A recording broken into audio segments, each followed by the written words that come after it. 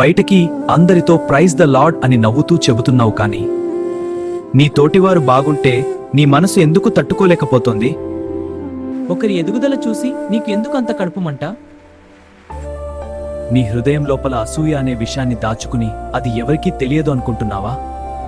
దేవుడు నీకిచ్చిన ఆశీర్వాదాలను లెక్క పెట్టడం మానేసి ఇతరుల ఆశీర్వాదాలను చూసి ఏడుస్తున్నావు. వాళ్లకెందుకు నాకెందుకు లేదు అనే ప్రశ్న నీ ప్రార్థనని అడ్డుకుంటోంది. యాకోబు 3:16 ఏం చెబుతుందంటే, మత్సరమును కలహమును ఎక్కడ ఉండునో అక్కడ అల్లరియు ప్రతి నీచకార్యమునుండును. అసూయ ఉన్న చోట దేవుని ఆత్మ ఉండదు, అక్కడ కేవలం చీకటి మాత్రమే ఉంటుంది. ఈ రోజైనా నీ హృదయంలో ఉన్న ఆ కుళ్ళును దేవుని ముందు ఒప్పుకో. ప్రభువా, ఇతరులను చూసి అసూయపడే ఈ చెడ్డ మనసును తీసే. నాకున్న దానితో తృప్తిగా ఉండే హృదయాన్ని నాకు ఇవ్వు అని ఏడుస్తూ అడుగు.